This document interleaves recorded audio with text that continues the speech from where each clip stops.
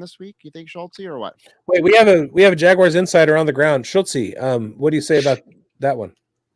Thanks, Biggs. Thank you for giving me the opportunity to answer that question. Honestly, I have no fucking clue. Last week, he was limited all week. I thought he was going to play, and then he popped up inactive, and he's been limited all week again this week. I got nothing. I don't know. Well, since he is my only other starting running back in my home league, I have Jalen Wright, I have Trey Benson, I have Blake Corum, I have Kamani Vidal, Breece Hall, Travis Etienne, and Zamir White. I got to go with Etienne. I have to. I don't have a choice. Yeah.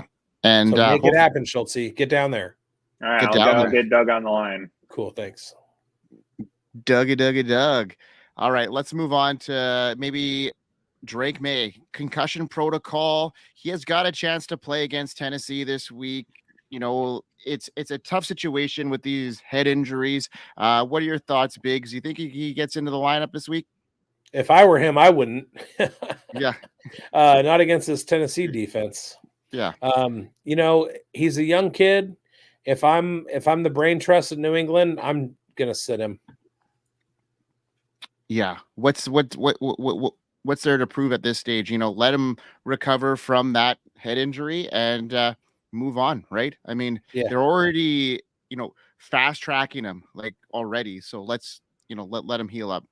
Yeah. If this were like a pain management thing or like a sprained ankle or I don't know, something like that, where it's like, yeah, he can go out there, but it's the brain. And you're right. There's nothing extra to gain and there's only way more to lose.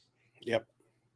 So DK Metcalf, he is not been practicing at all to start this week here. It's a crucial game against the Rams. Despite missing multiple practices, the team continues to monitor him and say he's day-to-day. Really, that whole offense really revolves around DK Metcalf. When you saw last week against a team that, you know, the Buffalo Bills thought that might have been a little bit more high scoring of a game, but it wasn't. And DK Metcalf, I think, really proved to be valuable missing piece there. What do you guys think about that? Schultz, start with you. I mean, anytime, like this is going to sound one of those stupid, obvious statements, but like anytime you're missing a dude of that talent, like it's just one of those ripple effects on an offense. Even when he's not performing, he's still taking attention. He's like a piece of a game plan. You have to game plan for him specifically, and you have to respect him every single play he's out there. And without that threat, we saw the effects of it. Yeah, and that's the thing, right? I had JSN pegged as a guy that I thought that would maybe emerge here. Biggs, what are your thoughts? Does DK mean that, you know, he needs to be in the lineup for JSN to be successful here? Well, it's a narrative that we've been following around the league. Specifically, Baltimore adding Diontae Johnson, the Jets adding Devontae Adams, the Buffalo Bills adding Amari Cooper. What we've seen is and the Chiefs adding DeAndre Hopkins. The more mouths you have to feed, the more it does give other players the opportunity to kind of rise to the occasion. And when you have missing pieces like that, the Raiders trading away Devontae Adams, all of those aforementioned guys leaving their former teams. You have injuries to the New Orleans Saints wide receiver core. You have injuries to the Houston Texans wide receiver core. And when you allow the defense to now concentrate on the guys who were not necessarily the number one piece in that offense, it kind of makes the rest of it kind of sputter a little bit. And I think that's what we saw from JSN. Does that mean JSN isn't capable of being a wide receiver one? No, not necessarily. It's just as the Seahawks are constructed and schemed right now, their playbook is set up for DK Metcalf to provide a certain service and JSN to provide a complementary service. If Grubb was to go ahead and restructure everything, so that JSN was the man, I think he'd be just fine. But as it stands right now, it's hard to do that in the middle of the season. And I think it hurts him and Lockett, Noah Fant to a certain extent, whatever, Geno Smith especially. So, yeah, DK is important. Come back, please. My JSN shares require it. My DK shares require it. I was going to add too. Yeah, you mentioned like it doesn't mean JSN can't come around with DK not on the field, but this was the first chance they had at it, and they're doing it on the fly, like you mentioned. So yeah, that's a good point. All right, let's move on to Thank you, sir. A player that come on. was a monster player last week and suffered a concussion late in the end of the game there, and that's Tyrone Tracy. Came back to... What? You're scared? He said he was a monster. He was a monster, and it was a scary situation that happened there with that concussion, and returned to practice on Thursday. Optimistic about him returning potentially.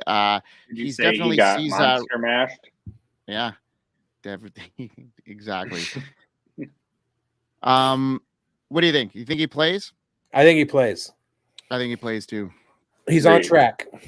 He's on track to play, and he's supplanted Devin Singletary as the lead back. We seen that, and do you think there's looking back there now, Biggs? Do you think Tyrone Tracy has got that role now solidified for himself?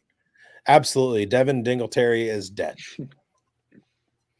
Shout out to our girl Amber who coined Dingletary. Yeah, Dingletary's like always just been fine. Like he's like okay, and he does things well, and he'll do stuff for you. But as soon as they gave it to Tracy, the dude's popping, breaking off chunks, and like, yeah, no, it's over. Okay. Shall we hit up the Diontae Johnson news and what that means for fantasy football right now? So is there Diontae Johnson news? A little bit. We touched base. Yeah, we touched base a bit on the player profiler Thursday night tailgate. Oh, did we? And I just talked about it a couple minutes ago. Yeah, no, that was yesterday. I have no idea what you're talking about. Yeah, this is yesterday's news. So, we could talk more about it if you want. Shall we get into it, or no? Sure. I'm in the camp that this is fantastic for real life and a bummer for fantasy. Me too. That's my take. Wrong. Wrong. So wrong. So wrong. And so they're eating the dogs. They're eating the cats. Look above my head. Look right above my head. Honestly, the only person I think this is good for is Lamar Jackson. Avocado. No, right next to the avocado. Under the marching bear. I can't read. Oh, yes, I can. I love it. They're eating the dogs. They're eating the cats. All right, sorry. Go ahead, Mike.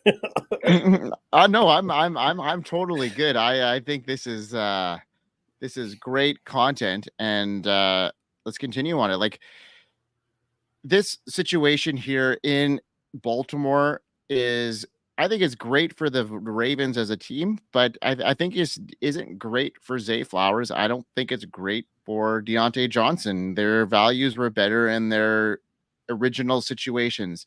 I think that Derrick Henry is going to be even for where he is. I don't think this bumps him up. I think this helps Lamar Jackson a little bit. If anything, it actually, hurts the tight ends a bit. But I think as a whole, this is not a great thing for fantasy football.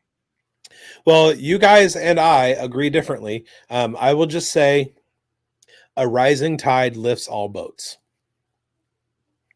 And I get that, but there's only so much. They're already scoring so many points in a game already. Like they're already, maximizing what they're doing. So now they're just taking away from what they already have. They're making their team a little bit more spread out now. I think this is. Think about it this way, okay?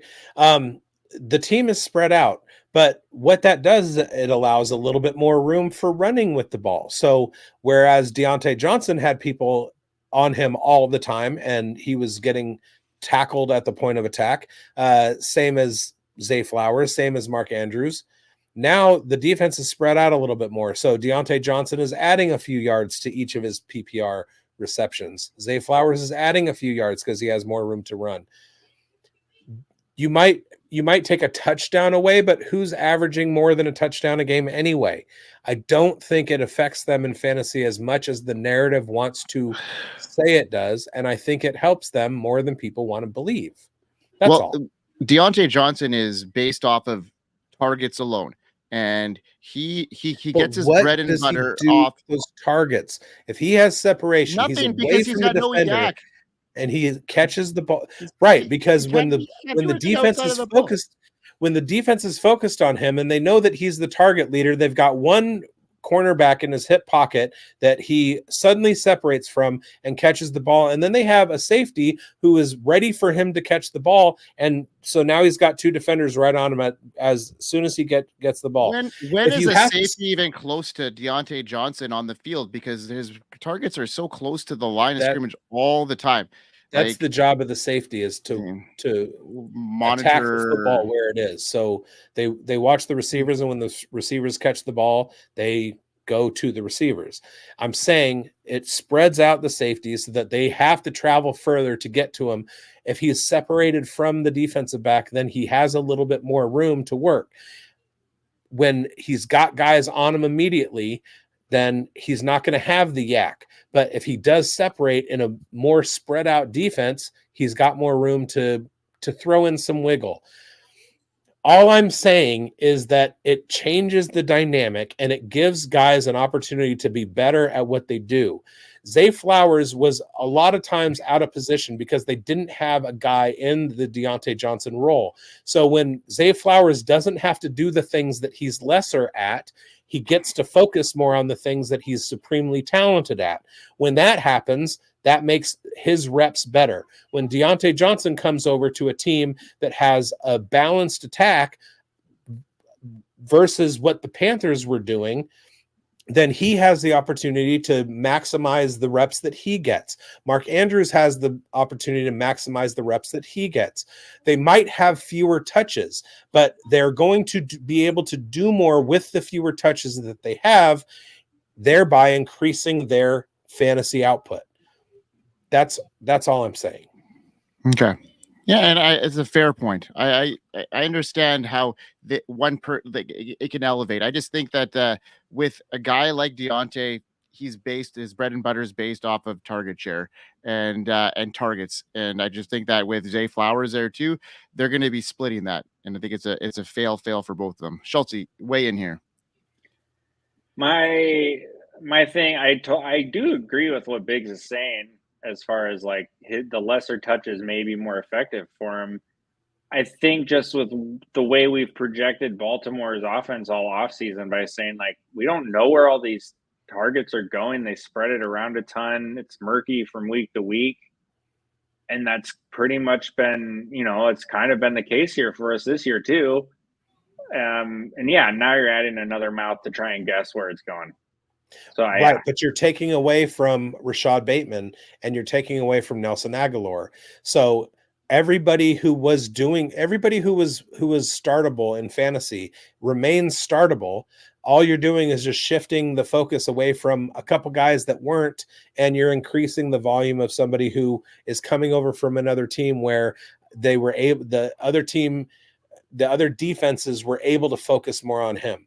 But you look at like what he did to the Raiders. He had a breakout game with Andy Dalton. He created space. He's going to be able to do that with Lamar Jackson. Lamar Jackson is going to be looking to get him the ball. He's going to be able to do the things that he needs to do with Zay Flowers. The only people in this offense that it hurts are Rashad Bateman and Nelson Aguilar.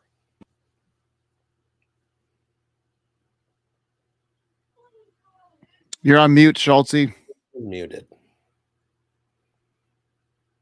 Sorry, my headphone died and then it muted me. Oh no! I think it's just really strong projection. Is it okay? He's not going to eat into anyone else. I love it. He died. Oh my God, is he okay? Anyway, sorry, I was talking out of turn, Schultzy. I missed what you said. No, all I said was I think it's really strong projection to say that Diontae's not going to eat into any of those guys' work at all. Yeah, I agree. All right. So we talked a little bit about A-Rich on another show here. Biggs, should we talk a little bit more about Anthony Richardson and his situation in Indianapolis? Like, what is the long term? Yeah, let's talk about it. Like, what is the long term, plan here now? They're benching him after he was injured again. Came back in, played a couple games, missed a couple deep balls the last game, which were probably pretty catchable as far as his wide receivers go. What do we do with Anthony Richardson going forward here? Well, the narrative was that he wasn't in shape and kind of tapped out in the third quarter or fourth quarter or whatever, went to the coaching staff and said, hey, I can't go on any further.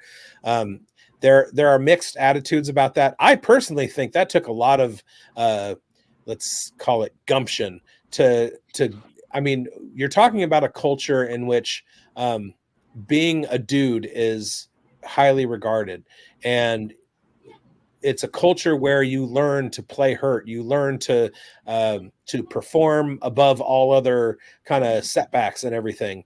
And for him to go out and admit, look, I'm in a position where I can't help the team right now. I think that took balls. It would have been very easy for him to stay in the game and get absolutely trashed by a defense because he was out of condition. So I don't agree with the people who are saying that it shows that he's weak or it shows a lack of character or a lack of dudeness or whatever. I actually applaud him because as an athlete, my entire life, I see the hurdle that it would take to admit I'm lesser right now. And that's not a bridge I was ever motivated to cross. So I actually applaud him for doing that. With that, it seems that was a major focal point for Shane Steichen when he benched him and said that Joe Flacco is the guy moving forward. Shane Steichen is coming at it with the attitude of, I'm a head coach, I'm guiding this team, and this team has an opportunity to make the playoffs. What is the situation that gives our team the best opportunity to make the playoffs? Going with a veteran quarterback or going with a guy who's still learning? And we talked about it a couple weeks ago on whatever show we do. By the way, Mike and Schultzy and I do quite a few shows on the Undroppables Fantasy Football Plus Player Profiler and the Fantasy Sports Advice Network. So go to all those platforms and like and subscribe to all our shows. And then if you go back through our back catalog, you may find the show that I'm referencing here. But we talked about Anthony Richardson in the past and the fact that it would benefit the Colts to go with Flacco because he knows what he's doing. He's a long-term veteran. He knows how to read opposing defenses and everything. If you are a team that is winning, then you go with the guy that knows what he's doing. If you're a team that's rebuilding or in kind of a holding pattern status mode, then it would make sense to have your quarterback learn on the field. The Indianapolis Colts are fighting for a playoff spot, or at least they think that they are. So Joe Flacco is the right thing to do. I think they think they're fighting for a playoff spot, but it's more you have a coaching staff fighting for their jobs. That too. And that's like a problem teams run into all the time, is the coaching staff is looking out for now, and maybe looking out for now isn't the best long-term strategy for a team. But coaching staffs obviously have to win to keep a job. So yeah, that happens a lot to teams. I think when decisions like that are made, it has a lot to do with the relationship of the coach to the owner or the coach to the general manager, what have you. When that relationship is strained, I think you see coaches making poor decisions. When that relationship is healthy, I think you see coaches making the right decisions. And I do think that Shane Steichen has a good relationship with his ownership and front office. The only thing I got on the AR thing is the team drafts the 21-year-old quarterback who has no experience in his life dating back to high school, and then you ditch him 10 starts in. Right. Yeah, it's because it's the coaching staff situation here, right? I mean, we're talking about that. It's based off of Shane Steichen trying to keep his job in order to make a playoff push. But in reality, is it the best situation for the franchise to let Rich play it out, have his growing pains, play some games? Because in college, he hasn't played any. You know what I mean? How many starts did he have? He had very little time to develop as a quarterback, and that's what he needs. So if you're really going to put your investment in a quarterback, let him play it out and have those growing pains. But if you really want to win now, is this a team that's going to win the Super Bowl? Look at yourself in the mirror. No, they're not. Right. But you run the risk of getting him hurt more. Okay, let's take a situation like Jordan Love. And I have always been an advocate for young quarterbacks carrying a clipboard and not starting right away. We've talked about it on many, many shows a lot of times. You have the emergence of Sam Darnold. You have the emergence of Baker Mayfield. You have these guys who were thrust into the starting roles immediately, and that's a hard thing to do. Playing quarterback in the NFL is regarded as one of the most difficult things on the planet to do sports-wise. Okay, so you're giving up the reins to a 21, 22, 23-year-old kid who isn't fully mentally developed as an adult and hasn't ever dealt with the game speed of the NFL, playing against grown-ass men in their late 20s who are fully physically developed and everything. That should have been their plan to start with then. You know what I mean? Right. Let them percolate. But we are in a win now, highly coveted draft pick environment in the NFL, and teams more often than not, when they have a top 5 pick, it's easy to misstep. It's easy to miscalculate what you're trying to do.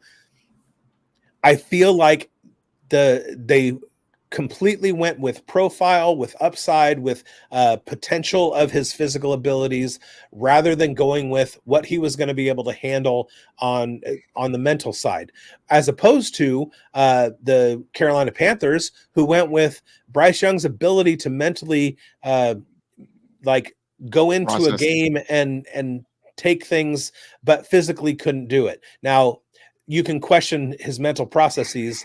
I do too, because a lot of times it seems like he makes the wrong decisions, but that didn't seem to be the case at Alabama. Anyway, look at Jordan Love. Jordan Love held a clipboard. Now, you had a Hall of Fame quarterback ahead of him versus Joe Flacco, but you can analogize Joe Flacco to Aaron Rodgers. So what do you do as the Indianapolis Colts? You let Anthony Richardson take the practice team snaps against the defense. You give him in practice an NFL speed defense to go against in practice for a couple years. He will get the reps, as opposed to getting out on a field and getting his brains beaten in, getting hurt, etc., when he's learning on the job. And there is a benefit to allowing your quarterback that room to make the mistakes. You can't make mistakes in a 17-game season. You cannot make mistakes. You can make mistakes on the practice field. There's a huge difference. So give him the room to grow. Yes, you made a mistake. Now own it and move forward. Make the decision. And I think that's what Shane Steichen's trying to do. Yeah, but I think you're doing more damage mentally. You're going to break him by benching him quicker than by letting him trot out there and keep failing. Not if he came out and said, I'm not in a position right now to help the team. Then what that shows is you have a guy who has full cognizance of what his abilities are, what his limitations are, and how much he can help the Colts going forward. He knows as good as anybody. I don't think it hurts his ego at all, nor does it hurt his motivation to understand that he's in over his head. And he as much as said that to his coaching staff. I'm in over my head right now, and I'm not doing the team any good. I disagree, because he just said that he got no explanation from Steichen as to why he's getting benched. So that does not tell me that Steichen's out there looking for AR's future and really trying to help him grow, if he didn't even explain to the kid why he benched him. I didn't say that. I didn't. I said Anthony Anthony said Richardson. that's what Steichen's trying to do with him. He's taking the route of benching him to make this a good experience for him. And I'm saying that's not happening because he didn't even explain to the kid why he got benched. No, I'm saying the opportunity is there for Steichen to do that. What Well, he's not. Steichen is doing is he's making a decision that is trying to propel the team forward, and he rightly understands that that's not Anthony Richardson right now. It's Joe Flacco. I think it's piss poorly handled all around from the start. Like, you draft the project, you don't let him grow. I mean, I think they fucked it up from every angle. And I would agree with you if it was the Chiefs. Well, at least we can all agree on something, right? Okay, let's move on. More pressing issues here, like stock up, stock down. Schultzy, let's start with you. Let's get into your stock up player of the week.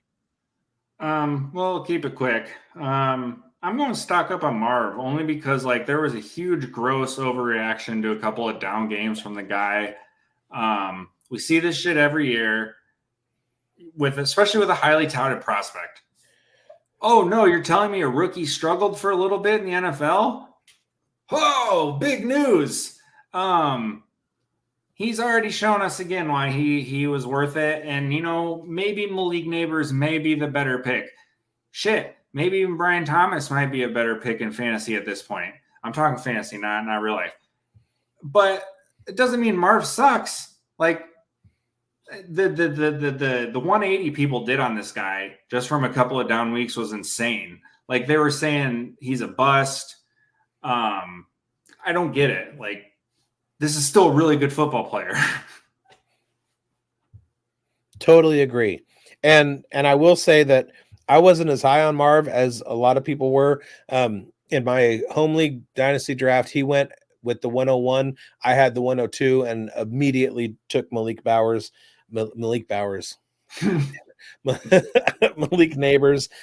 My team's name is Broleek McBowers, so it's easy for me to get those two guys mixed up. But yeah, I looking at deep in into the metrics, I see and have seen Marv's talent. Right now in his short career, he's played in 8 games or 7 games. He's played in 8 games. He has 4 games that are 15 points or better, and he has 4 games that are 5 points or less. Fewer is the correct word. So he's been roughly 50%. I'm not saying I saw it coming, but when the guy puts out a bunch of stinkers, it's very hard for the narrative to not become he was a bust or a waste or whatever. Now, that said, obviously he's shown his talent, and he's shown that he can be the guy that everybody thought he was going to be. And he's been almost exactly what I thought he was going to be too. So he's definitely in a place where if you can capitalize on somebody else seeing his down weeks and going, oh man, I got to recoup my losses on this, go grab him. But after last week, his stock is rising again. And don't forget, Kyler has not been great this year either. Yeah, that too. Yeah, I blame Kyler a lot of that for sure. Biggs, who is your stock up player?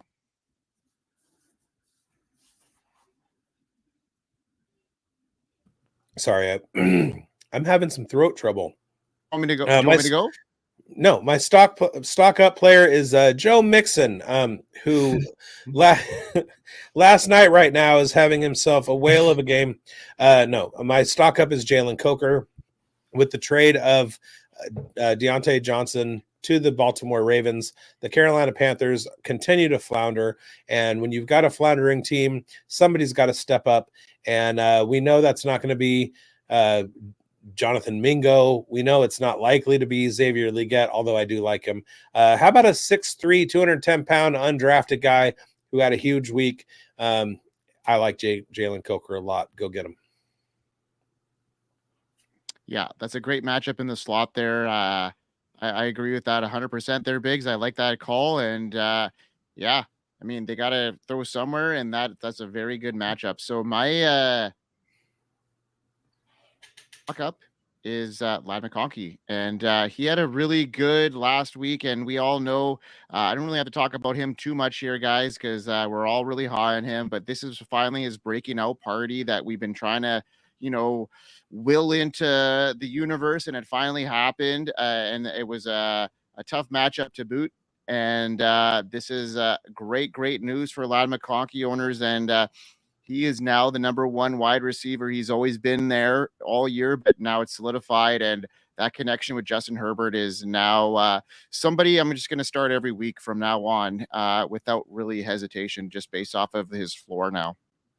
Number 3 among the rookies in first downs per route run, which we knew was coming, and he's among the top 5 in missed tackles forced per route run in the entire NFL. So he is the lad that we expected, and hopefully Greg Roman recognizes that. Let's go. All right, let's get into some stock downs. Schultzy, let's start with you, buddy. All right, this one's going to be some Chuba Hubbard. He had himself a nice little month there. Let's see, weeks like 3 to 6 in that ballpark. He had like 100 scrimmage yards in all those games. He's relying on primarily volume, and sneaking into the end zone when it doesn't matter. And in the last couple weeks, he's still gotten the volume, but the efficiency has been total crap. I don't think there's any correlation here between Bryce Young and Andy Dalton being the quarterback, because he's had some good games even early in the season. So I'm guessing that's not like a factor here. But the efficiency's been real bad, and he's only had 50 rushing yards on still 15 carries, 17 carries in the last 2 games. So he's not even cracking 4 yards a carry. He only has 2 targets combined in the last 2 weeks, where he was living in the 4, 5, 6 catch range during his nice run. Now he's going to be fighting with Jonathan Brooks back. Maybe not this week, but here in the near future. And with a team that has nothing to play for, once Jonathan Brooks is back and healthy, I don't see any reason they aren't going to be seeing everything they got out of that kid. Yep. Agreed. All right, Biggs. Stock down. Stock down is going to be Jordan Mason. Now remember, folks, stock down means perfect time to buy. Jordan Mason has had a couple of stinkers, but there is no sign of Christian McCaffrey coming back. And moving forward over rest of season, the Jordan Mason matchups start to open up a little bit. So I say his value is down. Time to go grab him. Yeah. When values are plummeting, that's when you get a guy, and I'm going to do the same thing with Rome Odunze. He's a guy that, touted as coming into this draft as the number 3 overall wide receiver, and he hasn't kind of lived up to that expectation. The Bears offensive line has been not great at protecting Caleb Williams. Keenan Allen has kind of been the number 1 target in that offense. And DJ Moore hasn't been living up to his expectation either. So I think this is the prime time to kind of get in on Rome Odunze, who has got a long-term standing relationship blossoming with Caleb Williams. They're going to be tied together for a lot of years, and don't let this initial, downplay deter you from his upside here, because I think his long-term success is going to be really ample with the Caleb Williams in the future here, guys. I want to rewind a little bit where I just said stock down means go and get him, and then Greinberg reiterated what I was saying and said that means go out and get him. I just want to clarify.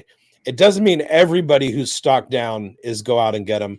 It means stock down, but with some speculation that their stock is going to go up at some point, because you do have some people like Dalvin Cook, whose stock bottomed out last year, came back, and it hasn't gotten any better. You have people like that across the league whose stock drops, and then they are never able to recover. when you're talking about a Rome Odunze or a Jordan Mason, you're talking about a guy who does have an opportunity down the line. So now that everybody is starting to get out on the player, Jordan Mason is going to be a restricted free agent next year. He finds himself in a position where the 49ers can pay him a lot of money and retain him, thinking that CMC might be hurt in the long term. Or he could have another suitor come calling and say, hey, we're going to throw him a bag and make him our guy because we've seen the kinds of things that he can do. With Rome Odunze, we know what we're looking at. He's, an incredible stud that has a long-term relationship, like Greinberg said, with Caleb Williams that's just starting to percolate. And so that's when the stock down means go get them.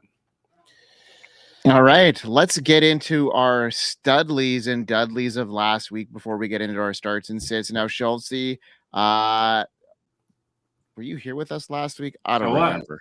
All right. So, yes, you told everybody to start Jordan Love. How did that work? And I listened. I'm calling it a push. Okay? No. I don't know. No. I've got a reason. Because Malik I call it a push because the guy threw for 192 yards in under half of football. It's not a push because he got 5.5 points in my starting lineup.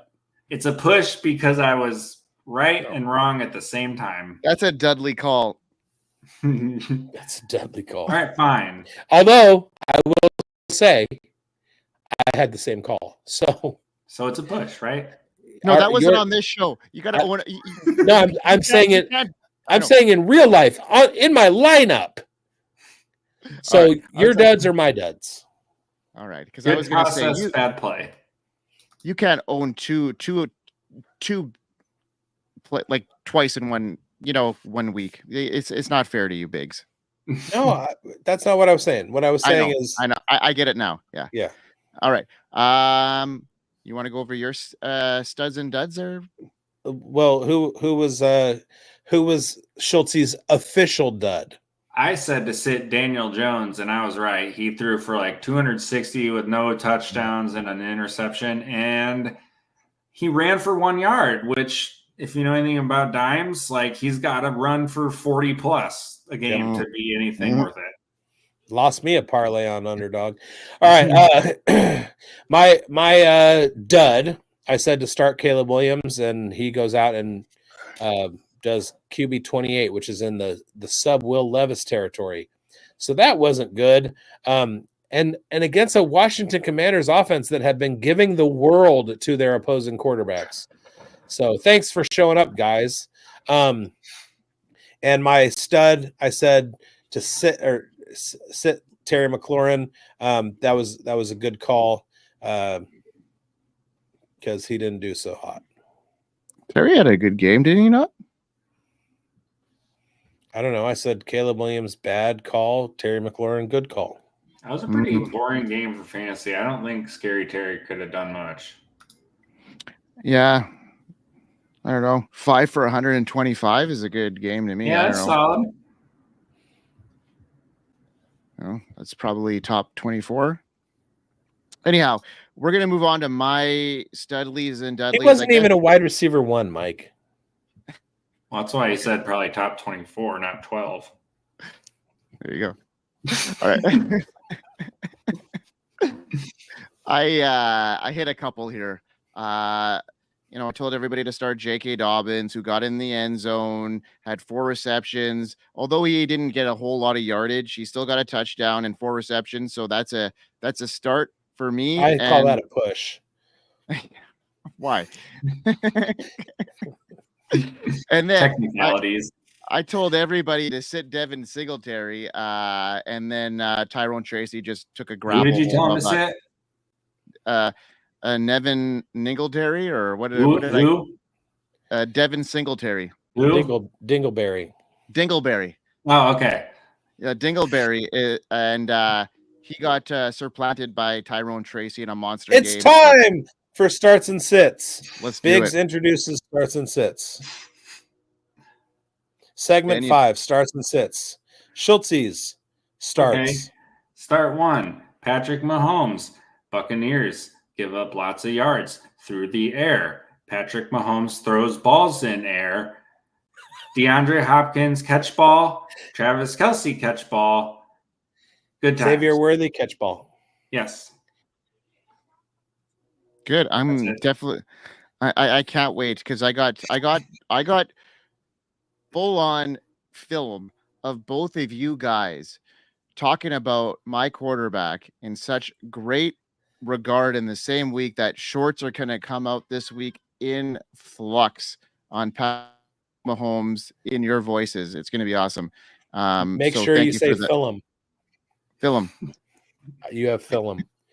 And do you want me to do my sit right now? Yeah, go for All it. right, let's sit Javonte. The Ravens' run defense is very staunchy. Now, this is a little bit of a funnel situation for two reasons. They give up a lot through the air, but the other reason they give up a lot through the air is because this is a damn good team who plays with leads. They're playing at home against the Broncos. Yeah, Bo Nix has been impressive for what we thought he was going to be, and the Broncos are better than we thought. But I still think the Ravens run away with this one, and I don't see them having reason to pound Javonte. And even if they have to, I don't see him being successful. I'm sorry. Could you repeat yourself? I got a little distracted. There was an Old Navy commercial with a bunch of thick girls wearing skin tight jeans. Good Lord. What just happened, Schultzy? I was I'm saying sorry. jeans are so out. Let's move on. My start number one is Devontae Smith. So we're looking at a huge game on the part of the Philadelphia Eagles against the Jacksonville Jaguars, who are now second in fantasy points allowed to wide receivers. It's going to be a huge day for Hurts. It's going to be a huge day for A.J. Brown. It's going to be a huge day for Devontae Smith. It's going to be a huge day for Craig Calcaterra. Yeah. It may not be. Jags are so vulnerable to the tight end. I am saying to start Devontae Smith. Don't forget about Jake Stoll. That's true. Saquon Barkley might have a 60-yard reception too. The Jacksonville where was I looking? I love these the charts. Jaguars. Start Devontae Smith. You know who else has got a really good affinity for Devonta Smith this week?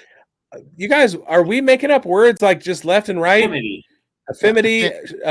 Schultzy made up a word. Like, what is happening? You made one up on our last show. You made a couple words up there that I thought was pretty speculative. Don't say a couple. Don't exaggerate. I fumbled over one. Anyhow, Mason's got Devonta Smith as his hero of the week this week in our show. What happened last time? What happened last time he and I had the same guy? We're not going to talk about that. Because wasn't that Marvin Harrison Jr. So hey, I love the play though. Take that for what you will. You guys are on point. Jags got Tyson Campbell back, and he's very, very good on the outside. Now AJ Brown is still going to do AJ Brown stuff, but when Tyson Campbell plays, wide receiver twos tend to do damage on the Jags.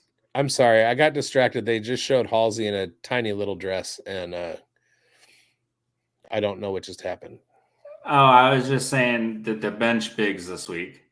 Bench bigs. Probably was. All right, Biggs, who's your sit then? I'm going to go out on a limb here. I'm going to say Jamar Chase. What? Oh my God. What? Yeah.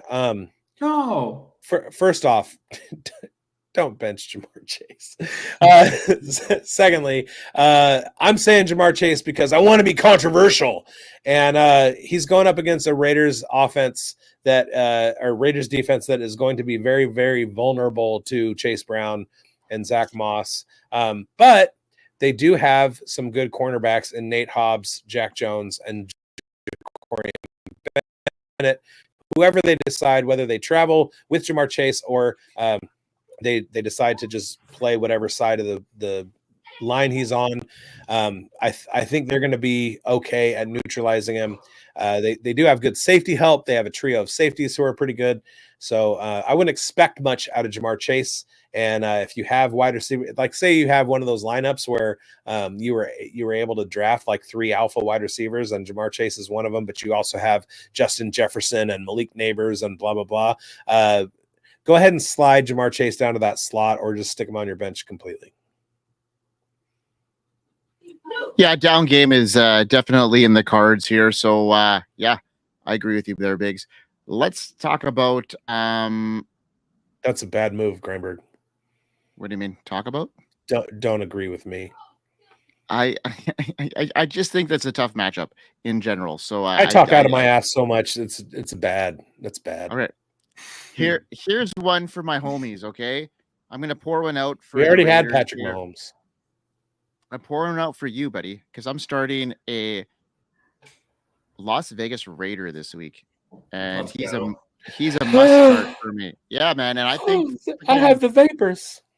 Jacoby Myers is going to be awesome in this game against that same Bengals team. The Raiders, they're moving forward, and Myers stands out as the team's primary threat, especially since Devontae Adams is gone. He's got a solid matchup, and the Bengals, they've allowed significant yardage to wide receivers this season, and I think he's poised to be at least a strong wide receiver 3 with wide receiver 2 upside.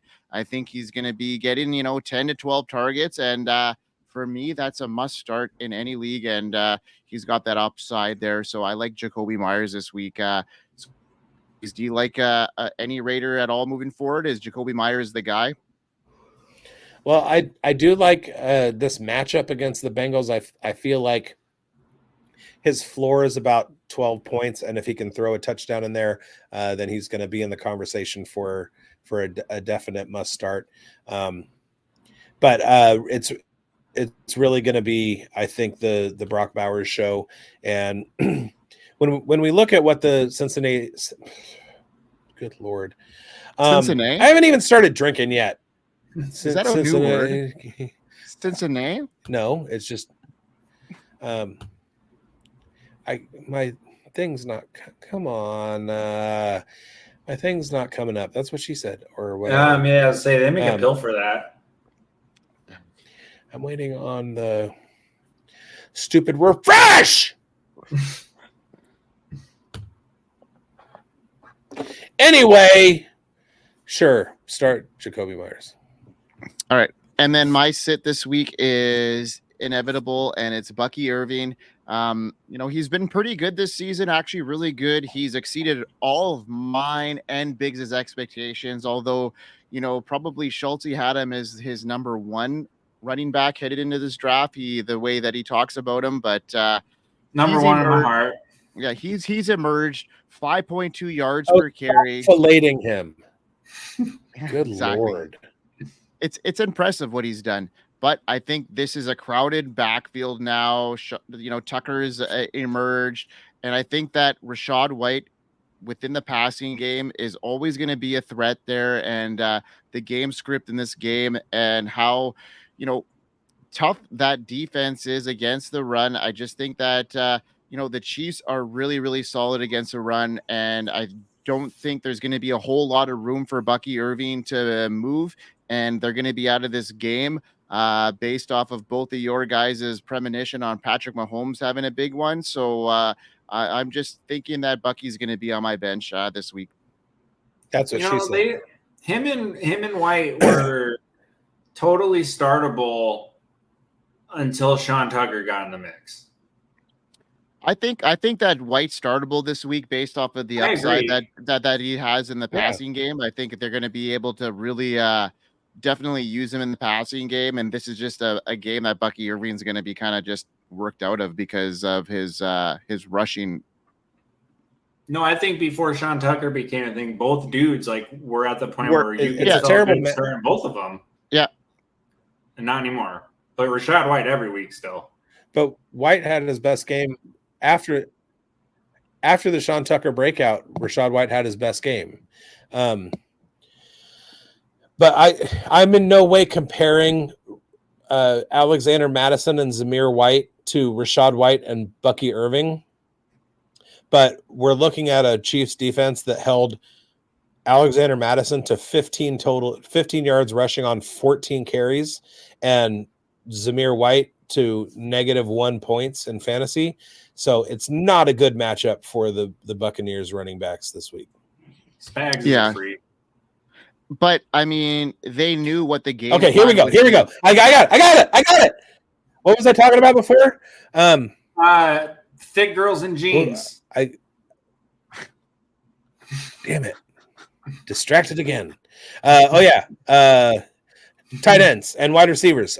Cincinnati Bengals. And where do they go? Right there. Okay. They allow about 18 points to wide receivers. Jacoby Myers is going to be the lion's share of that on the Raiders side of the ball. And they also allow where'd it go? I gotta scroll down. Here it is. They are eighth in points allowed per game to tight ends. So it's going to be Brock Bowers and Jacoby Myers leading the way. Thank you. You know what's going to be really hard, guys, is finding enough Patrick Mahomes highlights to pop into your shorts that I'm going to be popping off here. That's the challenge. That's what she said. Hey. We hope you win. We hope you win. I mean,